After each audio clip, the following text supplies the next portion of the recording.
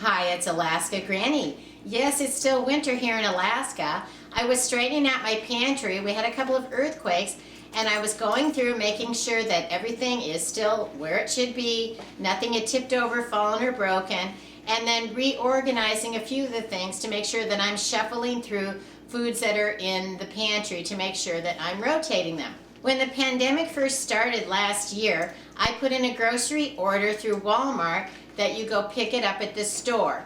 And what happened is all of the kinds of soups that I had asked for were all out of stock, and they substituted every single can of soup that I wanted with chicken noodle soup.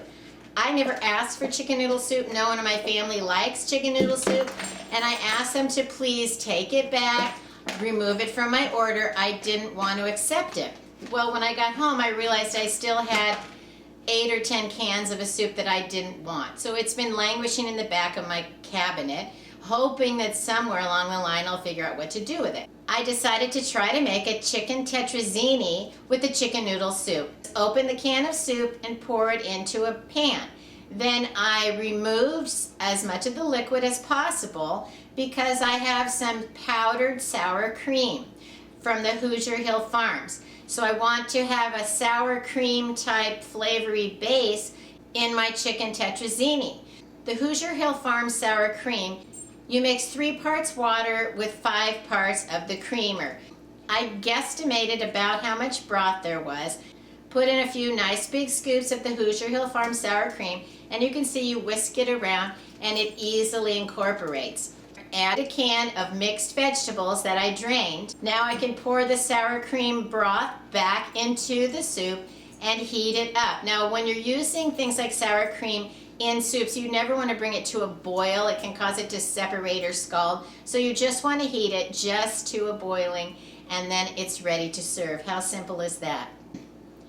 Then it wouldn't be a good chicken tetrazzini without a few sprinkles of cheese. So whatever cheese you have on hand can go on top. And there you go. Ladle it out, top it with a little cheese, and dinner is served. The only problem is the Hoosier Hill Farms sour cream just doesn't have the same kind of a flavor of real dairy sour cream.